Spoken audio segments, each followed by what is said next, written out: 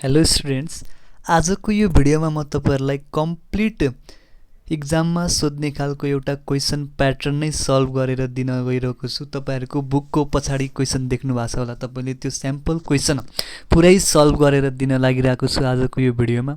त्यही भएर सबैले यो भिडियो हेर्दिनु होला। एक्जाममा तपाईहरुलाई एकदमै हेल्पफुल छ किनकि तपाईहरुको अब बोर्ड एक्जाम आउन लागिसकेको छ। त्यही भएर तपाईहरुलाई प्र्याक्टिसको आवश्यकता छ। क्वेशन सल्भिङ स्पिड अलिकति छिटो हुन्छ तर तपाईहरुले बुझ्ने गरी म जति सकिन्छ मजासँग बुझ्ने गरी पढाइदिन्छु। ल क्वेशन हेर्नुस्। यहाँ क्वेशन हेर्नु भन्दा पहिला सब्जेक्ट के हो त science and environment, time 2 hours 15 minute. यो सबै क्वेशनहरु अटेम्प्ट गर्नुपर्छ। फर्स्टमा ग्रुप ए फिजिक्सको क्वेशनहरु सल्भ गराउँछु। क्वेशन नम्बर 1 को ए मा हेर्नुस्, define mass, what are the SI unit of length and temperature भनेर क्वेशन सोधियो।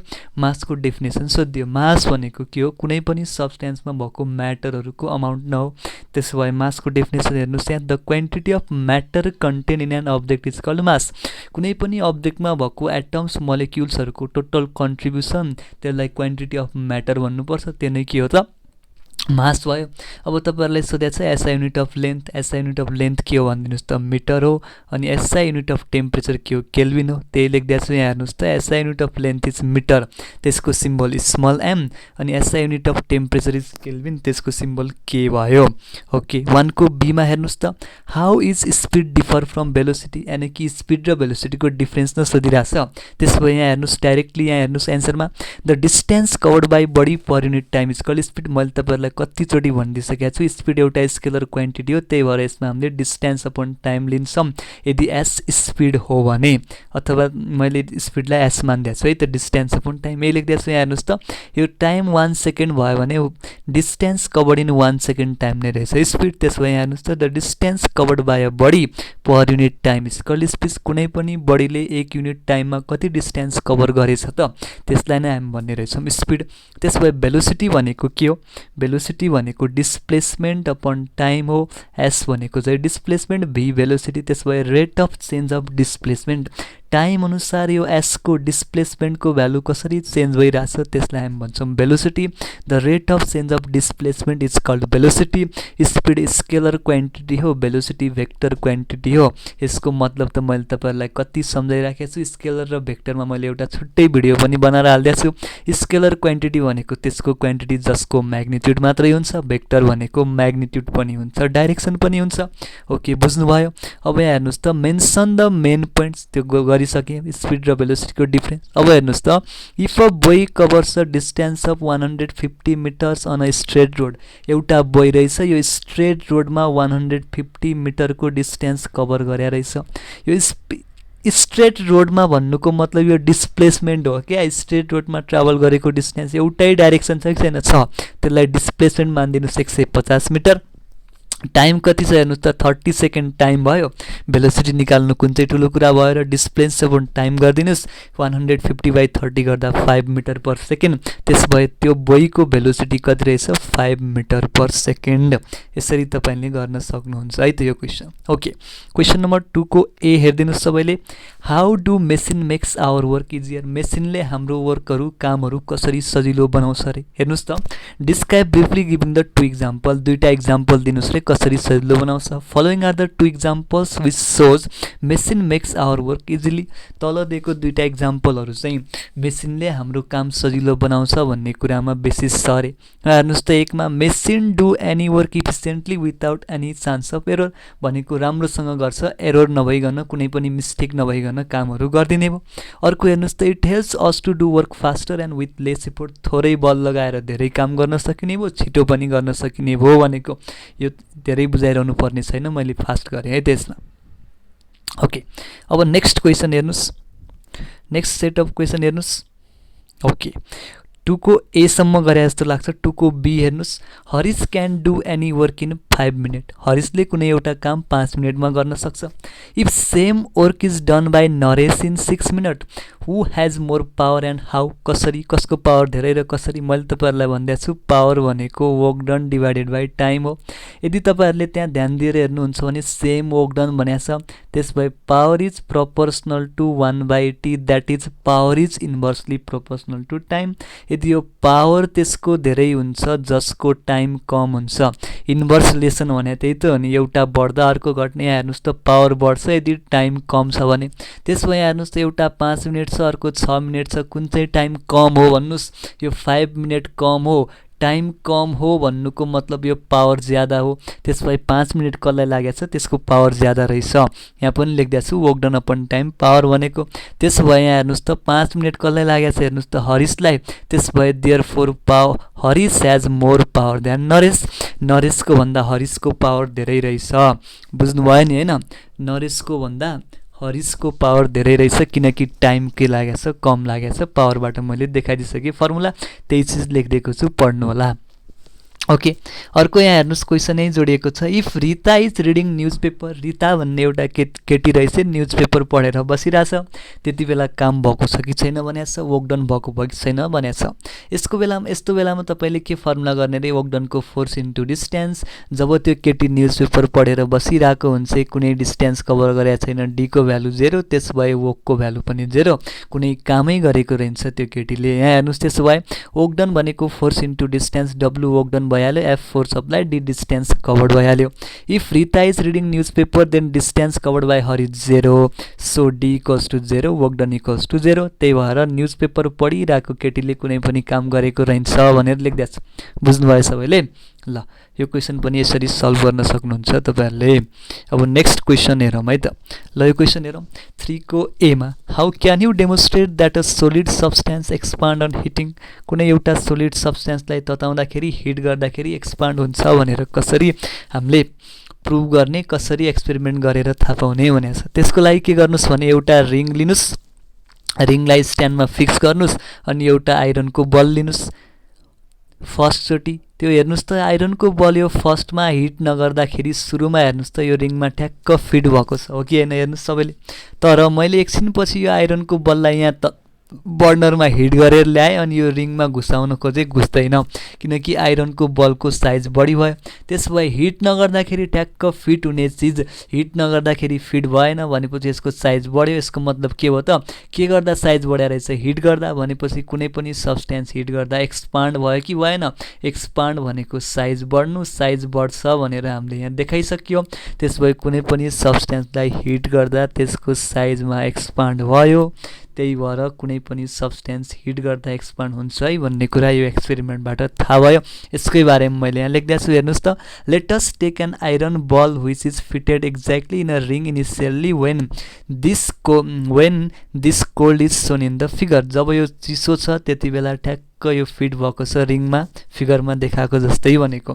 वेन वी हिट बल, जब हामी बललाई हिट गर्छौँ, and try to fit the ball in same ring, the ball does not fits rather it seems to be larger than initial size.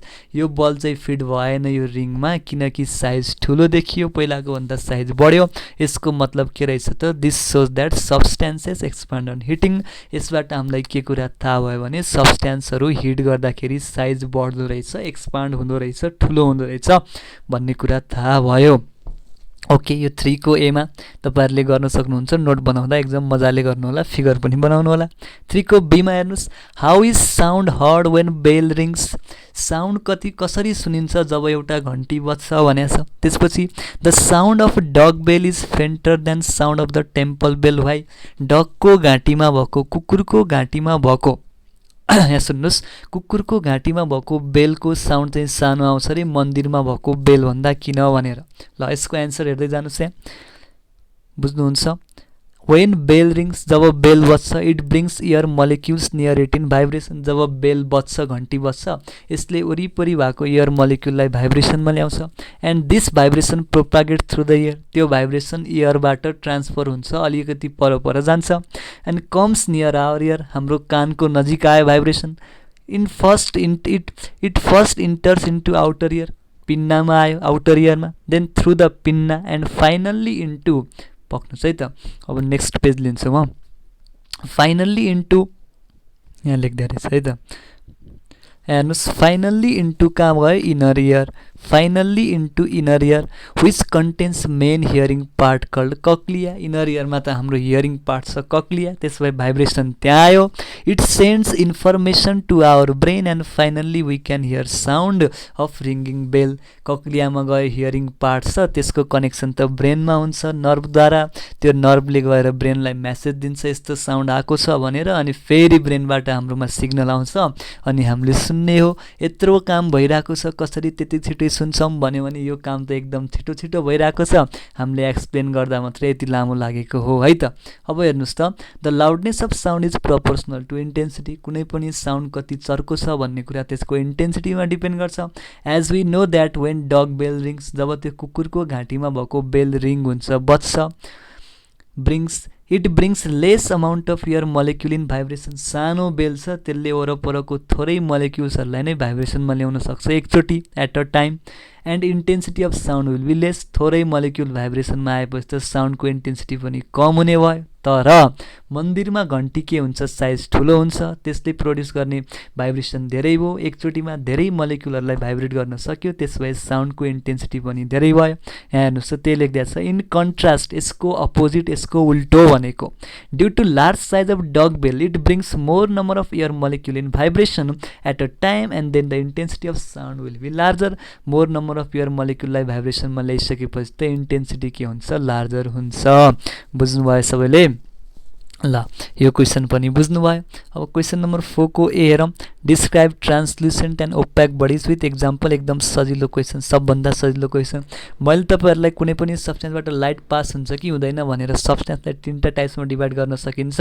Number 1 is transparent भनेको थिएँ। Transparent object भनेको त्यस्तो object जहाँबाट light completely pass हुन्छ, transparent भनेको। अर्को मैले तपाईँहरूलाई भनेको थिएँ translucent object. Translucent object, LUSCENT, translucent object. Translucent object भनेको त्यस्तो अब्जेक्ट जहाँबाट लाइट केही अमाउन्टमा अलिअलि पास हुन्छ। अनि अर्को भनेको थिएँ ओप्याक अब्जेक्ट, त्यस्तो अब्जेक्ट जहाँबाट लाइट पासै हुँदैन, एकदम अँध्यारो, लाइट पासै गर्न सक्दैन, त्यसलाई भन्ने ओप्याक अब्जेक्ट। त्यसमा हेर्नुहोस् त के सोधेको छ, ट्रान्सल्युसेन्ट, अलिअलि लाइट पास गर्न सक्ने, त्यसलाई मैले इङ्ग्लिसमा लेख्दैछु छु, the object through which light can pass in small amount, अलिअलि, जस्तो कि वाक्सी पेपर, तेल लागेको पेपरहरू के भयो त, चिल्लो पेपरहरूबाट अलिअलि लाइट पास हुनसक्छ, त्यो के हो, वाक्सी पेपर। 4 को ए, यसलाई मैले कन्टिन्युस गरेको छु है त, ओप्याक बडिजको पनि छ, चिन्ता नगर्नु होला, यसमा छ। ल, यहाँ हेर्नुहोस् सबैले, अब ओप्याक अब्जेक्ट, त्यस्तो अब्जेक्ट जहाँबाट लाइट पास हुन सक्दैन। Those object through which light can not pass are called opaque object. For example iron, brick, etcetera, जस्तो त्यस्तो अब्जेक्ट जहाँबाट लाइट पास हुँदैन, तिनीहरूको इक्जाम्पल हो यो। यहाँ हेर्नुहोस् त, अब 4 को बीमा क्वेसन के छ, अलिक छिटो छिटो गर्नुपर्ने हुन्छ है त, धेरै क्वेसन सकाउनु छ नि त। How can you so that light passes in straight path only. तिमी कसरी सो गर्न सक्छौ लाइट चाहिँ सिधा बाटो मात्रै यसरी पास हुन्छ, यसरी बाङ्गो टिङ्गो जाँदैन भनेर कसरी प्रुभ गर्न सक्छौ, फिगर बनाएर देखाऊ भनिदिएको छ।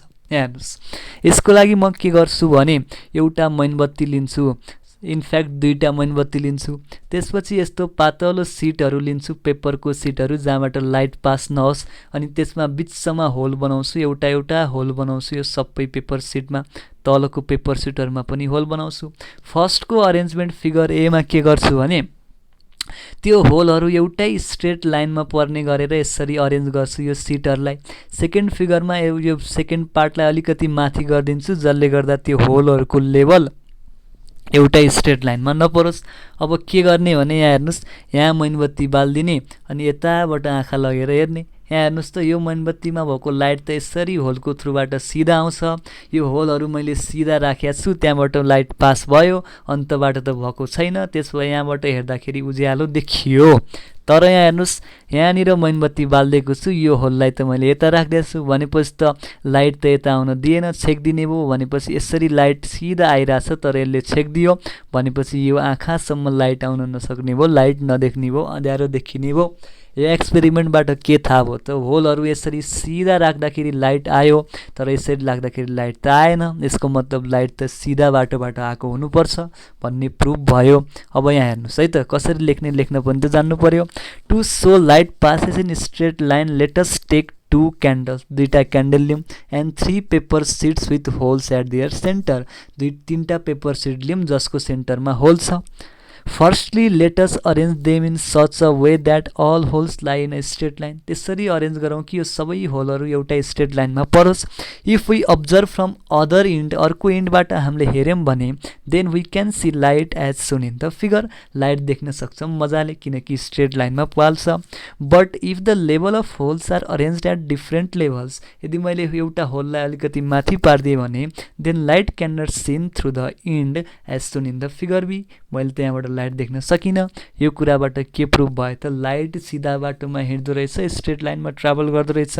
This simple experiment shows that light travels in a straight line. यो सिम्पल एक्सपेरिमेन्टबाट के कुरा सिक्यौँ, के कुराको ज्ञान पायौँ भन्नुहोस् त, लाइट स्ट्रेट लाइनमा मात्रै ट्राभल गर्दो रहेछ भन्ने कुरा सिक्नुभयो है त। ओके, यो पनि सल्भ। क्वेसन नम्बर 4 को बीसम्म सल्भ गऱ्यौँ। अब 5 को क्वेसनहरू सल्भ गर्छौँ। ल हेर्नुहोस् सबैले यो क्वेसन। ल 5 को एमा हेर्नुहोस्, what are magnetic bodies, magnetic bodies भनेको के हो, also clear the term magnetic length, magnetic length भनेको के हो त्यो पनि बताइदिनुहोस् भनेको छ। म्याग्नेटिक बडिज भनेको मैले तपाईहरुलाई पढाइसकेको छु, त्यस्तो अब्जेक्ट जसलाई म्याग्नेटले अट्र्याक्ट गर्छ, म्याग्नेटले आफूतिर तान्ने बडिजलाई भन्ने म्याग्नेटिक बडिज। हेर्नुहोस् त, those substances which are attracted by magnet it's are called magnetic substances. For example iron, nickel, कोबाल्टहरू म्याग्नेटिक सब्स्टेन्सेस भए। जस्तै मैले यहाँ एउटा म्याग्नेट बनाए, हेर्नुहोस् त, म्याग्नेटको दुईटा पोल हुन्छ, एउटा नर्थ पोल अर्को साउथ पोल। यसको प्रपर्टिज पनि मैले तपाईलाई भनिदिएको छु। अर्को म्याग्नेट मैले यसरी यहाँनिर बनाएँ, यसको नर्थ पोल छ, साउथ पोल, यसको नर्थ पोल यसको साउथ पोलतिर ल्याउन खोजेँ भने अट्र्याक्सन हुन्छ किनकि अपोजिट भयो। यदि मैले यसको नर्थ पोलमा अर्को नर्थ पोल ल्याउन खोजेँ अर्को म्याग्नेटको भने टाढा टाढा भाग्छ, यसलाई भन्नुपर्छ रिपल्सन। रिपल्सन हुन्छ, किन रिपल्सन भन्नुहोस् त, सेम पोल छ त्यही भएर रिपल्सन। अनि फ्रिली सस्पेन्डेड म्याग्नेटले जहिले पनि नर्थ पोल र साउथ पोलमा डाइरेक्ट गर्छ भनेर मैले म्याग्नेटको प्रपर्टीहरू सिकाएको छु। म्याग्नेटिक अब्जेक्ट भनेको एउटा म्याग्नेट हो भने मैले यसको नजिक आइरनको पिनहरू राख्दिएँ भने यसरी आइरनको पिनहरूलाई अट्र्याक्ट गर्न सक्छ, यसमा टाँसिन्छ। हो त्यस्तै म्याग्नेटमा टाँसिने सब्स्टेन्सहरूलाई भन्ने म्याग्नेटिक अब्जेक्टहरू। यहाँ हेर्नुहोस् त, अब म्याग्नेटिक लेन्थ भनेर सोधेको छ। जस्तै मैले एउटा बार म्याग्नेट बनाएँ, यहाँ नर्थ पोल छ, यहाँ साउथ पोल छ। मैले तपाईहरुलाई म्याग्नेटको बारेमा पढाउँदा के भनेको छु भने म्याग्नेटको यो पोलहरू ठ्याक्कै यो एन्डमा हुँदैन, ठ्याक्कै यो एन्डमा हुँदैन, अलिकति भित्र हुन्छ भनेको थिएँ। यो म्याग्नेटको यो पुरै लेन्थ हेर्नुहोस् त, एउटा छेउदेखि अर्को छेउसम्मको पुरै लेन्थलाई भन्ने ज्योमेट्रिक लेन्थ। के लेन्थ भन्ने रे भाइ बहिनीहरू, यसलाई भन्ने ज्योमेट्रिक लेन्थ। भनेको हामीले बाहिरबाट नाप्दा त यति देख्छौँ, तर म्याग्नेटमा के हुन्छ त नर्थ पोल र साउथ पोल अलिकति भित्र हुन्छ। यो नर्थ पोल र साउथ पोल बिचको डिस्टेन्सलाई भन्ने म्याग्नेटिक लेन्थ। के भन्ने रे भाइ बहिनीहरू, यसलाई भन्ने म्याग्नेटिक लेन्थ। त्यसो भए हेर्नुहोस् त, Definition: the distance between the magnetic south pole and magnetic north pole is called magnetic length। जस्तो कि यो म्याग्नेट फेरि बनायो भने यो नर्थ पोल र साउथ पोल देखिको डिस्टेन्सलाई भन्ने म्याग्नेटिक लेन्थ। यदि यो पुरै म्याग्नेट 100 सेन्टिमिटरको छ भने एक्स्ट्रा कुरा भनिदिँदैछु, यो म्याग्नेटिक लेन्थ नर्थदेखि साउथ पोलसम्मको डिस्टेन्स हुन्छ 85 सेन्टिमिटर। लगभग 85% चाहिँ के हुन्छ त म्याग्नेटिक लेन्थ हुन्छ। ओके, यो कुरा पनि बुझ्नुभयो तपाईहरुले। अब 5 को बी मा हेरौँ त, write any 3 differences between dry cell and simple cell. Dry cell र सिम्पल सेलको बिचमा 3टा डिफरेन्सहरू लेख्नुस् रे, के फरक छ। What are semiconductors, also write examples. Dry cell र सिम्पल सेल्सको बारेमा डिफरेन्स लेख्नुस्, अनि सेमी कन्डक्टरको बारेमा पनि लेख्नुस् रे। यहाँ सुन्नुहोस्, पहिला ड्राई सेल हेरौँ। Dry cell, in dry cell substances that conduct electricity are made into paste form so that it can not spill from container. Dry सेलमा हामीले सब्स्टेन्सहरूलाई पेस्ट फर्ममा धुलोको रूपमा युज गरे हुन्छौँ, सोलिड पेस्ट फर्ममा। तर सिम्पल सेलमा चाहिँ हामीले इलेक्ट्रोलाइटलाई सोलुसनको रूपमा युज गरे हुन्छौँ। हेर्नुहोस् त, in simple cell we use 2 metal rods as electrodes and dilute sulphuric acid as electrolyte. 2टा मेटल रडहरू युज गरे हुन्छौँ अनि सल्फ्युरिक एसिड झोल जस्तो इलेक्ट्रोलाइट युज गरे हुन्छ। मैले म फिगर देखाइदिन्छु तपाईहरुलाई। It consist of manganese oxide, carbon rod, carbon powder हुन्छ। यसमा इलेक्ट्रोलाइट र लिक्विड इलेक्ट्रोलाइट र के हुन्छ 2टा इलेक्ट्रोडहरू हुन्छ। अहिले म देखाउँछु, चिन्ता नगर्नु होला। ओके, यो स्लाइड हामीले हेर्यौँ हैन।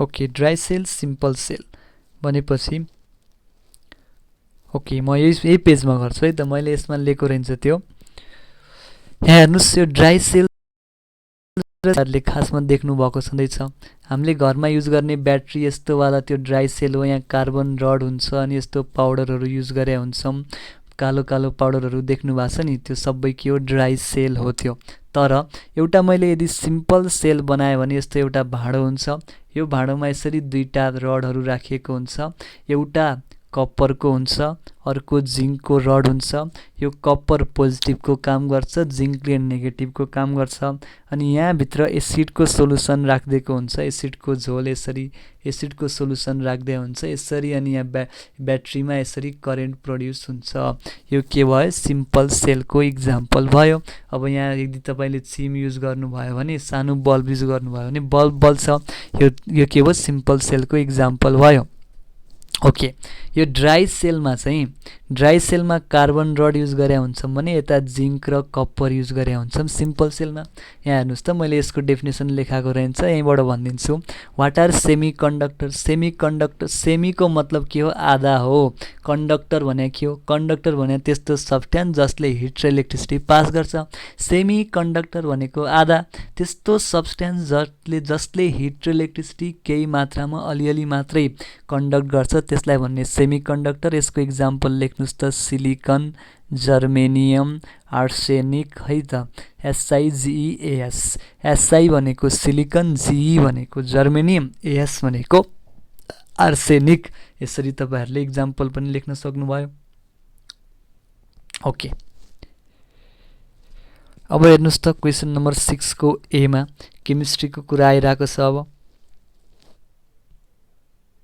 हेर्नुस् है सबैले क्वेशन नम्बर 6 को ए ल how can you prove that gases can be compressed but liquid can not ग्यासलाई खाद्न सकिन्छ कम्प्रेस गर्न सकिन्छ लिक्विडलाई सकिदैन कसरी प्रुभ गर्ने रे यहाँ हेर्नुस् त यदि मैले यहाँ ग्यासको मोलिक्युल्सहरु बनाए भने यति टाढा टाढा हुन्छन् मोलिक्युल्सहरु यो मोलिक्युल्सहरुलाई त नजिक ल्याउन सकिन्छ अभियस कुरा हो तर यदि लिक्विडको मोलिक्युल्सहरु टाढा त हुन्छ तर त्यस्तो धेरै टाढा हुँदैन अलिअलि टाढा हुन्छ त्यसभए यसलाई चाहिँ कम्प्रेस गर्न सकिदैन भनेर प्रुभ गर्नुपर्ने छ मैले यहाँ लेखिदिएको छु है त यहाँ हेर्नुस् Take a cylinder and fill water full of it and also gas full of it. एउटा सिलिन्डर लिनुस् यसरी यो भरि वाटर फिल गर्नुस् त्यसपछि यही सिलिन्डर यस्तै सिलिन्डर अर्को लिनुस् यत्रै सिलिन्डर त्यो सिलिन्डर भरि ग्यास फिल गर्नुस् बुझ्नुभयो सेम साइजको दुईटा सिलिन्डर लिने एउटामा वाटर फिल गर्ने अर्कोमा के फिल गर्ने ग्यास फिल गर्ने ओके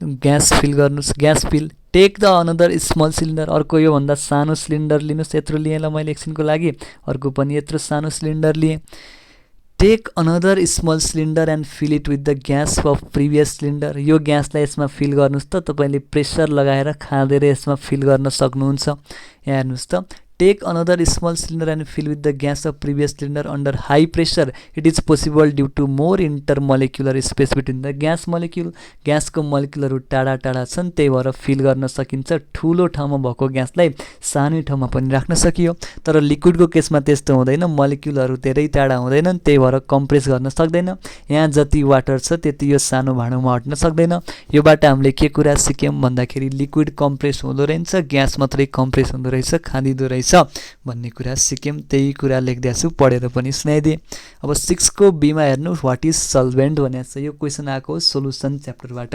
सोलुसनको दुईटा कम्पोनेन्ट हुन्छ भने चाहिँ एउटालाई सोल्युट भन्ने अर्कोलाई सल्भेन्ट भन्ने सोल्युट भनेको त्यस्तो कम्पोनेन्ट अफ सोलुसन जुन चाहिँ डिजल्भ भएर हराएर जान्छ सल्भेन्ट भनेको त्यस्तो कम्पोनेन्ट अफ सोलुसन जसले अरूलाई डिजल्भ गराउँछ यहाँ हेर्नुस् त the substance which dissolve solute while preparing solution are called solvent it is found in liquid form solvent के हुन्छ लिक्विड फर्ममा जस्तो कि पानी वाटर यसको एक्जाम्पल भयो गिभ एक्जाम्पल पनि भनेको छ मैले एक्जाम्पल दिएको छु it is found in liquid form if we take sugar solution यदि मैले सुगर सोलुसन लिए भने त्यसमा वाटर सल्भेन्ट हो सुगर चाहिँ के हो सोल्युट हो किनकि सुगर घुलेर जान्छ वाटरले सुगरलाई घुलाउँछ भनेको ल अर्को क्वेशन हेर्नुस् How can you separate a mixture containing sawdust, sand and iron fillings? Iron को सानो सानो टुक्राहरू छ अनि sawdust भनेको काठको धुलोहरू बालुवा छ योबाट आइरन को फिलिङ्सहरू कसरी छुट्याउने पक्कै पनि अघि भर्खर भनेको थिएँ आइरन के हो अरे म्याग्नेटिक सब्स्टेन्स हो। म्याग्नेटिक सब्स्टेन्स हो भने त्यसलाई म्याग्नेटले अट्र्याक्ट गर्छ, अरूलाई गर्दैन। त्यसो भए म्याग्नेट ल्याउनुहोस्, आइरनको फिलिङ्सलाई छुट्याउनुहोस् स डस्ट पार्टिकल र स्यान्डबाट। यहाँ हेर्नुहोस्, for separating iron filings from sawdust and sand we can use magnetic separation method as iron is magnetic substance. It attracts iron filings, separating it from the remaining things. iron लाई attract गर्छ, अरूलाई त्यही राखिदिन्छ भनेपछि त separate भइहाल्यो। यसरी तपाईहरुले यो क्वेशन पनि सल्भ गर्न सक्नुहुन्छ। अब क्वेशन नम्बर 7 को ए मा हेर्नुस्, एकदम इम्पोर्टेन्ट क्वेशन सोधिरहेको क्वेशन हो यो। When a glass tumbler having very cold water is left for a few seconds on a table, एउटा ग्लास छ, सिम्पली यसरी सम्झिनुस्, यसमा कोल्ड वाटर छ। कस्तो वाटर छ रे? कोल्ड वाटर छ। कोल्ड वाटर छ, यसलाई मैले फ्यु सेकेन्डको लागि एउटा टेबल माथि राखिदिएँ। It forms water droplets at the surface, यसको यो सर्फेसमा यसरी वाटरको पानीको ड्रपहरू यसरी जम्झिन्छ रे, यसरी बन्छ रे। Water droplets at the surface, why? किन यस्तो भयो? पानीको थोपाहरू किन देखियो भने यसको मतलब सिम्पली हो। यहाँ हेर्नुस्, यहाँ वाटर छ, एकदम कोल्ड वाटर छ। बाहिर एटमोस्फियर छ, एटमोस्फियरमा एयर छ, एयरमा त वाटर भ्यापरहरू छ कि छैन? मैले ह्युमिडिटी भनेर पढाएको थिएँ तपाईहरुलाई। यहाँ भएको वाटर भ्यापरहरू यो एकदमै कोल्ड वाटरको कन्ट्याक्टमा आएर कुल भयो, कन्डेन्स भएर के बनिदियो? ड्रपलेटमा कन्भर्ट भयो, त्यति नै हो। यहाँ हेर्नुस्, this is because water vapour present in the atmosphere get condensed into water when comes in contact with cold water of glass tumbler. ग्लासमा भएको कोल्ड वाटरको कन्ट्याक्टमा आएर एटमोस्फियरको भ्यापरमा भएको एटमोस्फियरको वाटर भ्यापरहरू के भयो? कन्भर्ट भयो लिक्विडमा, लिक्विड ड्रपलेटमा कन्भर्ट भएर सर्फेसमा आएर बस्दियो, त्यही भएर पानीको सानो सानो थोपाहरू देखियो भनेर भनेको। 7 को ए बुझ्नुभयो। अब 7 बी हेर्नुस्, describe the composition of air briefly. एयरमा के हुन्छ डिस्क्राइब गर्नुस् रे। यहाँ हेर्नुस्, एन्सर हेर्नुस्, नाइट्रोजन हुन्छ 78%, oxygen 21%, carbon dioxide 0.03%, argon 0.01%, water vapour 0.06%। यो तपाईहरुले याद गर्नु होला। How is nitrogen useful for plants and animals? Plant र एनिमलको लागि नाइट्रोजन किन चाहिन्छ भनेर हेर्नुस्, यसको पनि 2-3टा पोइन्टहरु याद गर्नुस्। It is present in genetic material, हाम्रो डिएनएमा, प्लान्टहरुको डिएनए आरएनएमा के हुन्छ त नाइट्रोजन प्रेजेन्ट भएको हुन्छ। Also help in transformation of character from one generation to another generation. तपाईहरुलाई थाहा छँदैछ डिएनएले के गर्छ त एउटा जेनेरेसनबाट अर्को जेनेरेसनमा क्यारेक्टरहरु ट्रान्सफर गर्न हेल्प गर्छ। त्यसो भए एउटा इम्पोर्टेन्ट यो भयो। बीमा के छ हेर्नुस्, it's compounds such as nitrate, nitride are utilize by plants for food production. Nitrate, नाइट्राइडहरू भनेको नाइट्रोजन भएको कम्पाउन्डहरू, यो फुड प्रोडक्सनको लागि प्लान्टले युज गरिरहेको हुन्छ। It is the main constituent of protein. हामीले सधैँ खाने प्रोटिनमा पनि नाइट्रोजन एकदमै धेरै पाइन्छ। बुझ्नुभयो होला सबैले यति? ओके, अब नेक्स्ट क्वेसन हेरौँ 8 को ए मा। नातिनु होला है त, चाँडि सकिन्छ। 8 को ए मा हेर्नु सबैले, write any two differences between metals and non metal. Metal र नन मेटलमा के फरक छ अरे? एउटा फरक त भयो, metal are good conductor of heat and electricity. मेटलबाट सजिलै हिट र इलेक्ट्रिसिटी पास हुन्छ। These are bad conductor of heat and electricity. Non मेटलले हिट र इलेक्ट्रिसिटी पास गर्दैन भनेको। They are malleable and ductile. यसको बारेमा मैले कतिचोटि भनिदिएको छु। म्यालिएबल भनेको कुनै एउटा मेटलको आइरनको डल्लो छ, यसलाई तपाईले यसरी सिड जस्तो पातलो कपीको पेज जस्तो स्ट्रक्चरमा चेन्ज गर्न सक्नु भने म्यालिएबल। डक्टाइल भनेको तन्काएर यस्तो सुइरो जस्तो स्ट्रक्चरमा चेन्ज गर्नुभयो भने डक्टाइल। त्यसपछि के हुन्छ? नन मेटलहरू म्यालिएबल र डक्टाइल हुँदैन। मेटलको इक्जाम्पल के हो? Iron, copper. नन मेटलको क्लोरिन, ब्रोमिन। दुईटा इक्जाम्पल सम्झिनुस्। ओके, 8 को बी मा हेर्नुस् त, what is the chemical formula of baking soda? Baking सोडाको केमिकल नाम के हो? केमिकल फर्मुला के हो भनेछ? बेकिङ सोडाको केमिकल नाम हो सोडियम बाइकार्बोनेट। यसको फर्मुला के रहेछ? NaSCO3। Na भनेको सोडियम, SCO3 भने बाइकार्बोनेट हो। NaSCO3 भनेर तपाईले सम्झिनुस्। यसमा what elements for made sugar? What elements form sugar? Sugar केबाट बनाए हुन्छ रे? सुगरको फर्मुला सुक्रोज हो। सुगर केमिकल्ली हामीले खाने सुक्रोज टेबल सुगरलाई, त्यसको फर्मुला हो C12H22O11। यो फर्मुला देखेर तपाईँ नडराउनुस्, किनकि तपाईलाई फर्मुला त सोधेको छैन। कुन कुन इलिमेन्ट भनेको छ हेर्नुस्। C भने कार्बन हो, H भने हाइड्रोजन हो, O भने अक्सिजन हो। सुगरमा 3टा इलिमेन्ट्स हुँदो रहेछ, कार्बन, हाइड्रोजन र अक्सिजन। यति सम्झिनुस्। यहाँ अर्को क्वेसन हेर्नुस् त, is east a fungus? East एउटा फंगस हो रे, हो इस्ट एउटा फंगस हो। किनभने इस्ट तपाईले देख्नुभयो भने इस्ट भनेको सानो सानो प्लान्टहरू हो, त्यसलाई हेर्नुभयो भने त्यो ग्रीन हुँदैन। ग्रीन हुँदैन भन्नुको मतलब plant is without chlorophyll and can not so photosynthesis. यो इस्ट फंगस हो किनकि यो ग्रीन हुँदैन, यसले फोटोसिन्थेसिस गर्न सक्दैन, एउटा यो रिजन भयो। अनि यो चाहिँ एकदम सानो हुन्छ, त्यही भएर यसको कुन चाहिँ रुट, कुन चाहिँ स्टेम, कुन चाहिँ लिफ भनेर हामीले छुट्याउन सक्दैनौँ। यसरी तपाईहरुले यो क्वेशन पनि सल्भ गर्न सक्नुहुन्छ। अब नेक्स्ट क्वेशन हेरौँ है त हामी। ल नेक्स्ट क्वेशन हेरौँ 9 को ए मा हेर्नुस् सबैले। Lotus is a aquatic plant. Lotus पानीमा पाइने प्लान्ट हो रे। Right any 4 characteristics of lotus. पानीमा पाउने बिरुवाहरू कस्तो हुन्छ, यसको 4वटा क्यारेक्टर्स लेख्नुस् भनेको।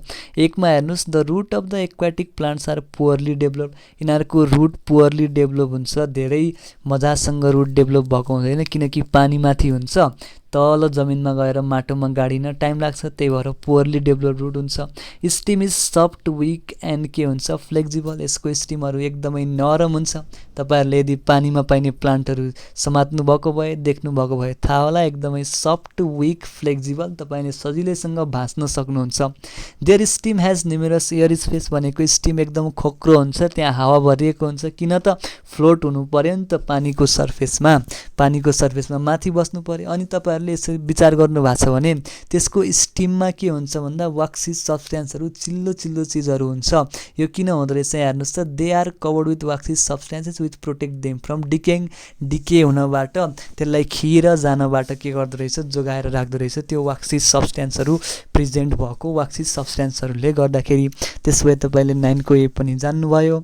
अब 9 को बी हेर्नुस्। What are secondary aquatic animals. Primary भनेको फिसहरू हो जसलाई बाँच्नको लागि पानी नभई हुँदैन। यो सेकेन्डरी एक्वाटिक एनिमल भने त्यस्तो एनिमल जसलाई जो पानीमा पनि बाँच्न सक्छन् र जमिनमा पनि बाँच्न सक्छन् भन्न खोज्या हो। यहाँ हेर्नुस् त, those animals which have terrestrial ancestor. पहिला पुर्खाहरू चाहिँ टेरेस्ट्रियल थिए रे, तर अहिले पानीमा बस्छन्, त्यसलाई भन्ने सेकेन्डरी एक्वाटिक एनिमल, जस्तो कि फ्रग, डग, टर्टोइज। मैले तपाईहरुलाई यसको बारेमा धेरै भन्नु परेन। अर्को क्वेशन के छ हेर्नुस् त, how can you say that a monkey is arboreal animal. तपाईं कसरी भन्न सक्नुहुन्छ मंकी आर्बोरियल एनिमल हो रे। यो आर्बोरियल भनेको जम्पिङ एडप्टेसन हो। के हो रे, जम्पिङ, उफ्रने एडप्टेसनलाई भन्छ आर्बोरियल, जम्पिङ एडप्टेसन। क्या यहाँ हेर्नुस् त, मंकी एउटा कुरा त ट्रीमा बस्छ अनि जम्पिङ गर्छ। यहाँ हेर्नुस् त, monkey are arboreal animal because they live on trees and can jump from one place to another place easily. Monkey ट्रीमा बस्छ, रुखमा बस्छ, एक ठाउँबाट अर्को ठाउँमा इजिली जम्प गर्न सक्छ, but do not have flying ability. उड्न त सक्दैन नि त, त्यही भएर यसलाई भनेको आर्बोरियल। आर्बोरियल भनेको उफ्रिन सक्ने, जम्पिङ गर्न सक्ने, एडप्टेसन ट्रीमा बस्ने, त्यही भएर मंकीलाई भन्छौँ आर्बोरियल। चराहरूलाई चाहिँ के भन्ने त, भोल्यान्ड एडप्टेसन अथवा एरियल एडप्टेसन, हावामा उड्न सक्ने, एरियल अथवा भोल्यान्ड एडप्टेसन भन्छौँ चराहरूको केसमा चाहिँ। ओके, यति बुझ्नुभयो सबैले। अब नेक्स्ट क्वेसन हेरौँ। ल हेर्नुहोस् त, क्वेसन नम्बर 10 पनि आइसक्यो। एकदम simple question, most famous question, प्रायः सोधिरहेको क्वेसन। प्लान्ट सेल र एनिमल सेलको कुनै दुईटा डिफ्रेन्सले। Plant animal cell do not have cell wall. Animal सेलमा सेल वाल हुँदैन, प्लान्ट सेलमा सेल वाल हुन्छ। एनिमल सेलमा सेन्ट्रियल हुन्छ, प्लान्ट सेलमा सेन्ट्रियल हुँदैन।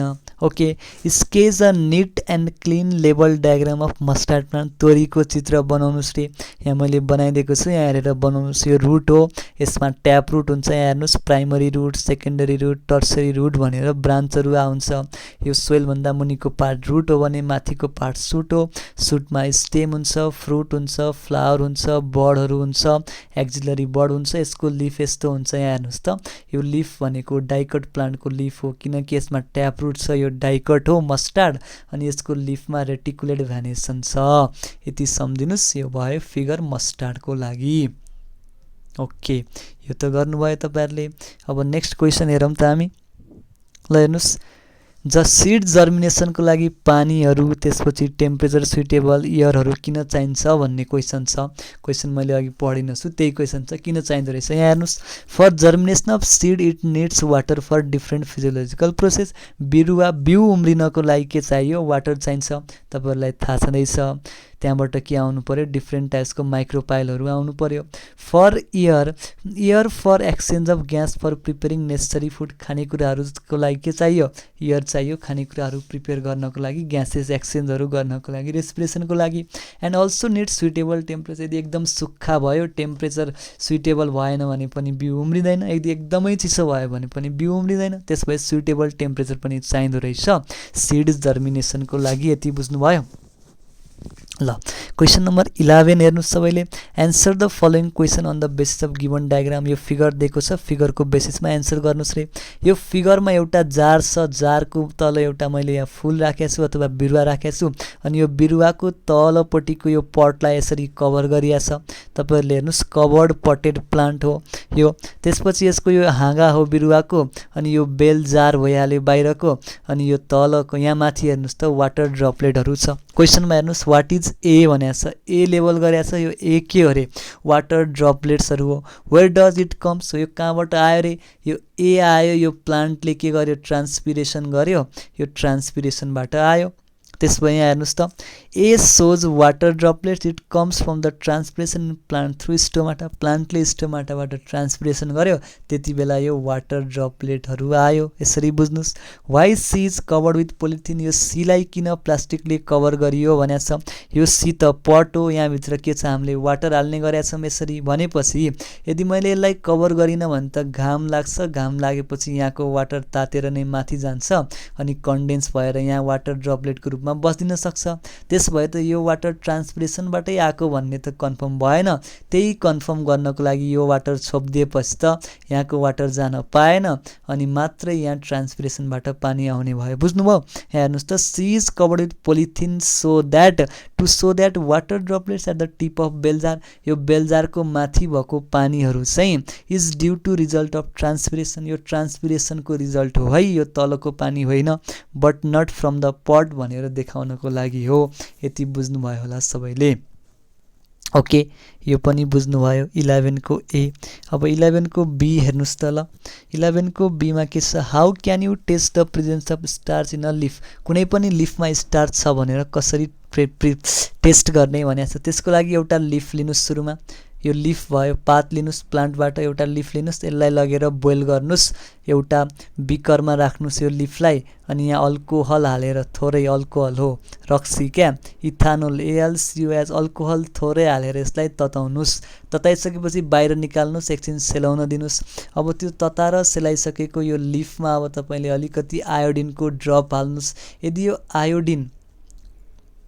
आयोडिनको ड्रप हाल्दाखेरि यो लीफ यदि येल्लो भयो भने त्यहाँ स्टार्च प्रेजेन्ट छ यो लीफ येल्लो भयो भने स्टार्च प्रेजेन्ट छ होइन भने छैन त्यही कुरा लेखिया छ यहाँ हेर्नुस् for testing presence of starch in a leaf कुनै पनि लीफमा स्टार्च छ कि छैन भनेर टेस्ट गर्नको लागि इट शुड फर्स्ट बोइल है यो BOIL बोइल अलिकति यो टाइपिङ मिस्टेक हो बोइल लेख्नुस् है BIOL होइन BOIL बोइल विथ अल्कोहल फर्स्टमा अल्कोहलसँग बोइल गर्नुस् and then should put into cold water अलिकति चिसो पार्दिनुस् finally drop iodine should introduce drop of iodine हाल्दिनुस् त्यहाँ आफ्टर दिस यदि लीफ येल्लोइस भयो भने त्यसमा स्टार्च रहेछ छैन भने रहन्छ भनेको छ बुझ्नुभयो सबैले एस्ट्रोनोमी एन्ड जियोलोजी को बारेमा हेर्नुस् अब 12 मा write any two differences between crust and core of earth crust र कोर को बारेमा डिफरेन्स लेख्नुस् रे अर्थ को सरफेसमा चारवटा पार्टहरु crust mantle outer core inner core crust सबभन्दा बाहिरको लेयर यसको टेम्परेचर सबभन्दा कम इनर कोर र आउटर कोर भित्रको लेयर यिनीहरुको टेम्परेचर ज्यादा यो दुईटा डिफरेन्स लेख्दिनुस् crust is the outer most layer of earth surface these are the two inner reason of earth surface किनकि कोर दुईटा हुन्छ एउटा आउटर कोर अर्को इनर कोर त्यही भएर दिज भनेर लेख्दिएको यहाँ हेर्नुस् त लो टेम्परेचर हुन्छ यसको टेम्परेचर एकदम धेरै हाई हुन्छ त्यही भएर it has very high temperature भन्दैछु ओके 12 को बी मा हेर्नुस् describe relative humidity in short eclipse do not occur in every new moon and full moon why भनेछ यो क्वेशन मैले नेक्स्ट स्लाइडमा गर्दै होला ल यहाँ हेरौँ सबैले यहाँ गर्दैछु है त डिस्क्राइब रिलेटिभ ह्युमिडिटी भनेको छ हाम्रो एटमोस्फियरमा एयर छ एयरमा अलिअलि वाटर भ्यापरहरू हुन्छ त्यसलाई भन्छ humidity the amount of water vapour present in air is called humidity एयरमा भएको वाटर भ्यापरको अमाउन्टलाई भन्छौँ ह्युमिडिटी यसलाई नेपालीमा भन्नु पर्यो भने आर्द्रता भन्छ क्या कति एयरमा कति वाटर भ्यापर छ आर्द्रता भन्छ यहाँ हेर्नुहोस् त त्यसपछि के भन्दैछ रिलेटिभ भनेको छ यो कम्पेयर गर्ने मानौँ कुनै पनि ठाउँको एयर छ त्यो एयरमा हुनुपर्ने वाटर भ्यापर जति छ कि छैन भनेर कम्पेयर गर्ने यहाँ हेर्नुहोस् त relative humidity is the ratio of the amount of water vapour present in the air to the amount of water vapor required to saturate air with vapor at given temperature यसरी बुझ्नुस् यसलाई कुनै पनि ठाउँको एयरमा वाटर भ्यापर कति छ चाहिने भन्दा त्यो वाटर भ्यापर कति छ यसरी बुझ्नुस् कुनै पनि ठाउँको एयरमा भएको वाटर भ्यापर अपन कति चाहिन्छ त वाटर भ्यापर जेनरली त्यसको रेसियोलाई नै भन्छौँ हामी रिलेटिभ ह्युमिडिटी यो डाइरेक्ट याद गर्नु भए पनि हुन्छ ओके यहाँ हेर्नुस् the plane of the earth okay यहाँ के हुन्छ भने हेर्नुहोस् त फुल मुन र न्यू मुनको बेलामा किन इक्लिप्स हुँदैन भनेर क्वेसन हो यहाँ क्वेसन छुट्या रहेछ है त छुट्नु नपर्ने मेटिएछ यहाँ सुन्नुहोस् फुल मुन र हाफ फुल मुन र न्यू मुनमा किन इक्लिप्स देखिँदैन लुनार इक्लिप्स भनेर क्वेसन हो कुनै पनि ठाउँमा लुनार इक्लिप्स देख्नको लागि त यो सनलाइटलाई कम्प्लिटली ब्लक गर्नु पर्यो यहाँ हेर्नुहोस् त यदि यो केसमा यहाँ हेर्नुहोस् यो केसमा यो मुनले अर्थसम्म के गरेछ हेर्नुहोस् त मुन र अर्थको प्लेन अफ अर्बिट सेम छ कोइन्साइड भएको छ एकै ठाउँमा परेछ यो सिधा परेछ नि यहाँ हेर्नुहोस् यो सिधा परेछ एउटै लाइनमा परेछ यति बेला ठ्याक्क ब्लक भयो अनि इक्लिप्स देखियो तर यहाँनिर हेर्नुहोस् त मुन र अर्थको यस्तो छ यहाँ हेर्नुहोस् अर्थको प्लेन अफ द अर्बिट यस्तो छ तर मुनको प्लेन अफ अर्बिट यस्तो छ भनेपछि त तलमाथि पर्यो प्लेन अफ अर्बिट तलमाथि पर्यो भने त यसको स्याडोलाई छेक्न सनबाट आउने लाइटलाई छेक्ने केही भएन छेक्न सकेन त्यही भएर फुल मुन र न्यू मुनमा लुनार इक्लिप्स अथवा इक्लिप्स देखिँदैन त्यही भन्दैछ हेर्नुहोस् the plane of the earth's orbit and that of moon's orbit do not coincide but they form angle एकै ठाउँमा कोन्साइड गर्दैनन् एङ्गल बनाएर बसिरहेको हुन्छन् त्यही भएर यो सनको लाइटलाई छेक्न सक्दैन इक्लिप्स हुँदैन भनेर लेख्दै छु पढ्नु होला है त 12 को बी पनि भयो क्वेसन नम्बर 13 को ए हेर्नुस् त क्वेसन नम्बर 13 को ए हेर्नुस् सबैले okay how does decomposer helps to balance nature डिकम्पोजरले हाम्रो नेचरलाई कसरी ब्यालेन्स गरिरा हुन्छ भनेछ bacteria virus and fungus are decomposers of our ecosystem हाम्रो इन्भाइरोमेन्टमा डिकम्पोजर कुहिएको सडे गलेको फुडहरूलाई कुहिएको सडे गलेको चिजहरूलाई सिम्पल सब्स्टेन्समा टुक्र्याउने को त ब्याक्टेरिया भाइरसहरू फंगसहरू नै हो they decompose dead and decade organic matter into simpler form and mix them into soil simple फर्ममा लग्छ सोइलमा मिक्स गर्छ अनि ब्यालेन्स गर्छ इन्भाइरोमेन्टलाई भनेर लेखिदिनुस् भइहाल्यो define environmental balance with example environmental balance भने के हो इक्जाम्पल सहित लेख्नुस् रे हेर्नुस् त the condition of environment in which all living organism fulfil their needs without harming other component is called environmental balances environmental balance भनेको हाम्रो इन्भाइरोमेन्टको त्यस्तो कन्डिसन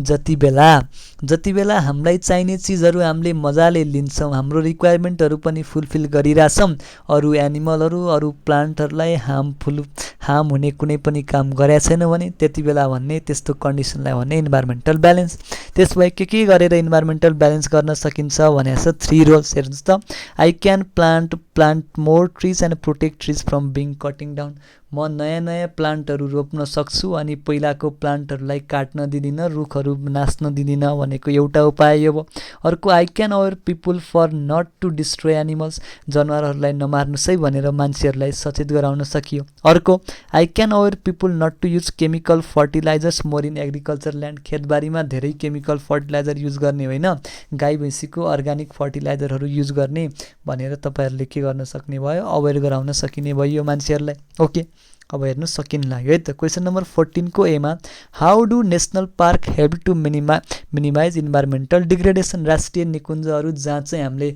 एनिमलहरूलाई जोगाएर राखेका हुन्छौँ, सुरक्षित गरेर राखेका हुन्छौँ आफ्नै हेबिटेटमा, आफ्नै वासस्थानमा, त्यसले कसरी इन्भाइरोमेन्टलाई डिग्रेड हुनबाट, विनाश हुनबाट बचाउँछ अरे। पक्कै पनि एनिमलहरूलाई बचाएर राख्छौँ, प्रिजर्भ गरेर राख्छौँ, प्रिडेसन हुन दिँदैनौँ, अनि त्यसले के गर्छ, environmental डिग्रेडेसनबाट बचायो।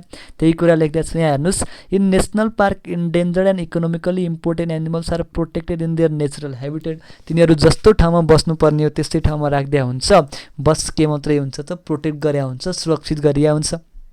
So it helps to minimise the environmental degradation. त्यही भएर इन्भाइरोमेन्ट डिग्रेड हुन पाउँदैन। यति कुरा लेखिदिनुहोस् तपाईँले। क्वेसन नम्बर 14 को बी हेर्नुहोस् तपाईँले, यो लास्ट स्लाइड होला है मेरो विचारमा यो। 14 को बी हेर्नुहोस्, how does afforestation minimize flood and landslide. जब तपाईँ नयाँ नयाँ प्लान्टहरू रोप्नुहुन्छ यसले कसरी बाढी पहिरोबाट बचाउँछ भनेको। What measures can be applied on the slope hills to minimize the soil erosion। भिरालो जग्गाहरूमा चाहिँ माटो नबगाओस्, बाढी पहिरो नआओस् भनेर के गर्न सकिन्छ, के उपाय होला भनेको। यहाँ हेर्नुहोस्, इन अफरेस्टेसन जङ्गलमा बोटबिरुवाहरू रोप्ने काममा we plants more number of trees, हामीले धेरै बिरुवाहरू रोप्छौँ। त्यसबाट के भयो, this will not allow soil particles to be thrown away. जति धेरै रुखहरू रोप्यौँ त्यति धेरै माटोलाई के गर्छ, जराहरूले, रुटहरूले समातेर राखेको हुन्छ। त्यसो भए त त्यो माटोलाई लुजुन नदिने भयो, बाढी पहिरो आउन नदिने भयो। Do not allow soil particles to be thrown away and this minimises flood and slide. यसले बाढी पहिरो कम गरिदिने भयो। अब अर्को हेर्नुहोस् के क्वेसन थियो अरे,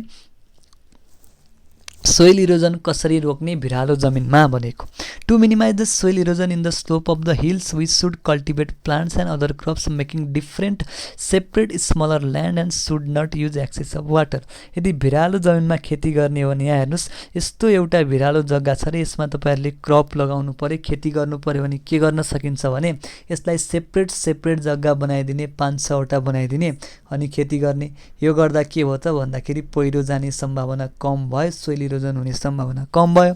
अर्को के गर्ने भन्दाखेरि एकदमै धेरै पानी लगाइदिने हो त यसमा, पुरै बाढी जाने गरेर होइन, बिस्तारै थोरै मात्रामा पानी लगाउने। Do not use excess of water भन्दै छु, त्यही हो। ओके, अब 15 मा हेर्नुहोस्, लास्ट क्वेसन छ है, नहात्तिनुहोस्। 15 को एमा why is sustainable development necessary. दिगो विकास भन्छ, एकचोटि गरेको विकास निर्माणको कामहरू धेरै वर्षसम्म कसरी टिकाएर राख्नुपर्छ, किन इम्पोर्टेन्ट छ भनेको। The type of development in which the human population fulfil their requirement without harming natural resources.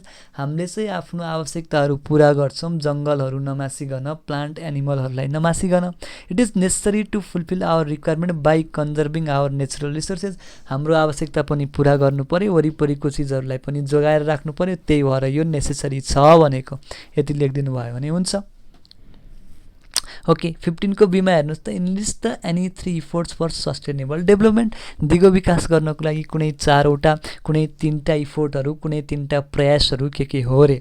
1 मा हेर्नुहोस् त, पोलिटिकल स्टेबिलिटी भनेको राजनीतिक स्थिरता हुनु पर्यो भनेको।